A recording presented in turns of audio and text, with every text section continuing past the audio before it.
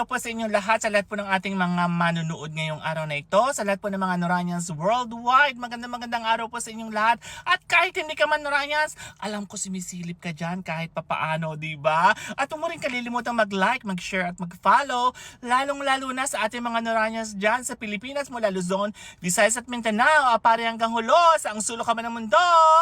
Nora tayo! Maraming salamat po sa pag-follow po ninyo, sa pag-like at pag-share, at sa walang sawang panonood, mga pag-comments ninyo. Maraming salamat. At ginagawa ko naman po ang lahat para po masagot po ang inyong mga request at ang inyong mga comments na talaga namang pinag-iigihan ko pong masagot ang lahat. Maraming salamat po at nagpapasalamat po ako sa inyo. At meron po sana po akong i-share sa inyo. Meron po akong i-share sa inyo ngayong araw na ito. Alam niyo po, nung early 70s, hindi ba pabalusok nga po yung career ni Ate Guy, no?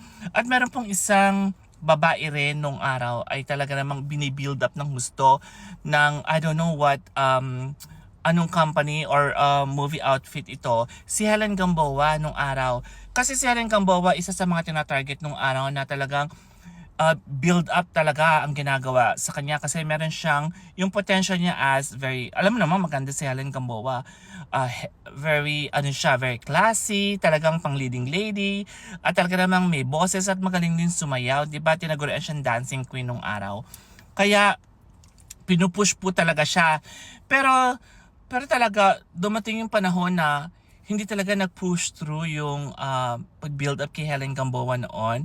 Kasi ang alam ko, ang lahat ng mga tao nakatutok kay Nora. Kaya ano man yung mga yung ini-establish na mga upcoming stars nung araw ay talaga namang natatabunan ng popularity ni Nora. Biro mo naman, talaga namang halos lahat, no?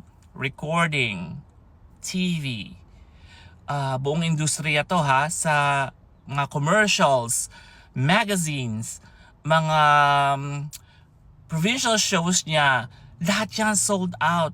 Pinagkakaguluhan siya. At talaga namang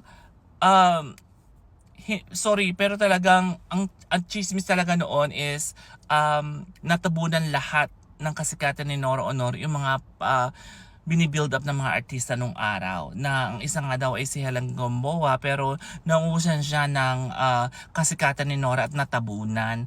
So anyway, talaga naman pong magpahanggang ngayon ay pinag-uusapan ng mahal nating superstar. Talaga namang nung araw ay hindi magkamayaw ang mga tao, kaya tulad nga din po ng mga nasabi ko sa mga past videos ko, na talaga namang pong makikita nyo lahat ng mga palengke yan, ano? Mga notebook, mga bags, mga panyo, mga tuwalya, lahat yan puro Nora. Wala kang makikita, lahat ng stations, lahat ng sumakay ka sa jeep, sa bus, lahat na marinig mo sa mga radio stations, mga music ni Nora Honor yung pinapatugtog. At walang hindi pelikula si Nora Honor na hindi kumita. Lahat yan taob, box office talaga. Kumbaga yung mga banyaga na movies nung araw, walang panamayang sa Nora Honor na movie nung araw. Talagang pag sinabi mong Nora Honor, wala. Minsan ang nag-aabot nga yung pelikula ni Nora nung araw Nag-aabot minsan. Kasi linggo-linggo meron siyang pelikula nung araw. Linggo-linggo halos magkakasunod yung showing ng pelikula niya. So minsan nag-aabot na yung mga showing ng pelikula niya. At yung mga recording, mga music niya, parang hot cake. Ganun ka. Kinikilibutan ako talaga. At nung araw daw po, ang mga fans ni Ate Guy na mga taga-probinsya, pagka po malalaman na isi-showing ang pelikula nung araw, madaling araw pa lang yan, doon na sila sa mga sinihan, nakapila, may mga baon, may mga doon na natutulog, bus ang dumarating from province. Imagine mo yan, diba? Kaya kung ikaw yung mga artista nung unang panahon na talagang kaalinsabay mo si Nora, na upcoming star na basta lahat ng mga kasabay niya, natabunan niya. Period. Yun na yun. The one and the only superstar. Maraming salamat po sa inyong panonood, sa pag-like at pag-share. At huwag po ninyong kalilimutan yung mga videos pa natin i-upload sa susunod, okay? Maraming salamat po para po sa iyo, Ate Guy. We love you. Thank you. Konting share lang. Bye!